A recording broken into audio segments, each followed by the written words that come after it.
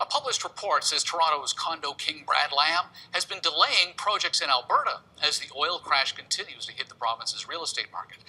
But Lamb's telling us it's actually all of his projects in construction that are delayed, not just the ones in Alberta. Here to set the record straight and to get a sense of the industry at this point, CEO of Lamb Developments, Brad Lamb, joins us now. Good to have you with us. Good to be here. So what is it that's had you saying, you know what, we got to put the kibosh on all new developments, not just what's going on in Alberta? Well, we're not putting the kibosh on any developments. What I said was our projects in Alberta are delayed. What does that mean? Well, it doesn't mean I'm delaying them. So there's one event is me intentionally slowing something down because some external factors taking place.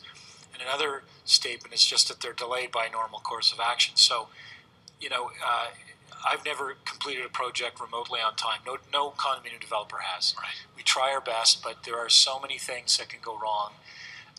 So many things that delay projects. In the case of Alberta, there's no doubt there's been a sales slowdown. Right. That never really affects us in any market. We're never the biggest in any market. We bring out 200 or 300 units at a time, and we tend to sell them in a year and a half to 2 years, which is about the right time to get started. In Alberta, specifically in Edmonton, we have been trying to rezone our first tower, Jasper House, for 2 years. So we got a rezoning. The next step is a DP, which is development plan. And it's taken about 2 years and 2 months this date from when in fact, about two years and 4 months from when we got our application in. So it's a slower process there than it is here. So it's red tape, not black gold.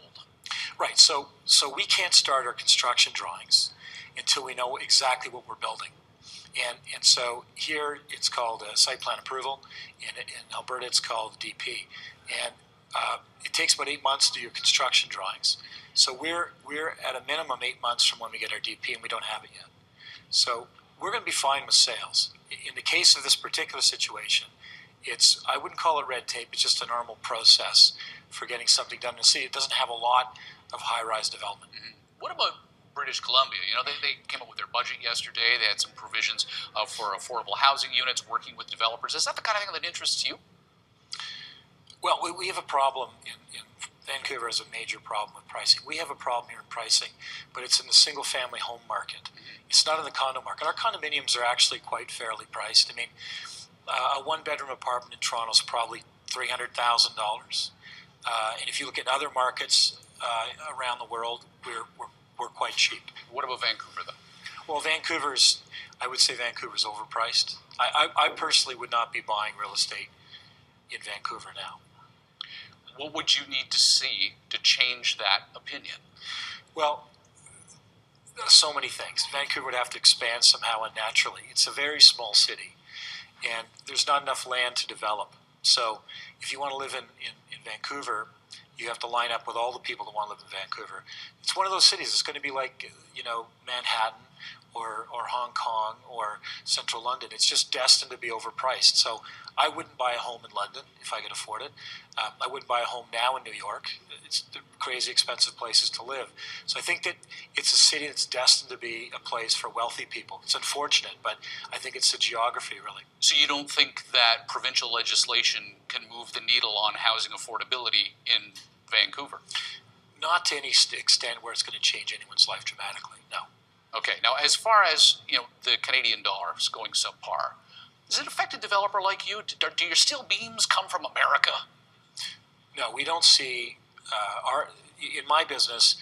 In the commercial business, you see American buyers, but in the residential high-rise business in cities, we don't see American buyers. No, I mean by the materials necessary for you to build your actual condos. Are your costs going up? No, our costs are actually rising, but not because of the American dollar and the Canadian dollar. We're probably seeing. I would say that a moderately expensive building in Toronto would cost about $200 a square foot today. Mm-hmm. And that would have cost 2 years ago about $190 a square foot. So we're seeing, 2 to 4% inflation. Nothing really, and price inflation has exceeded that. So that just sounds like land costs are going up. We're not making more land, therefore the value of it's on the rise.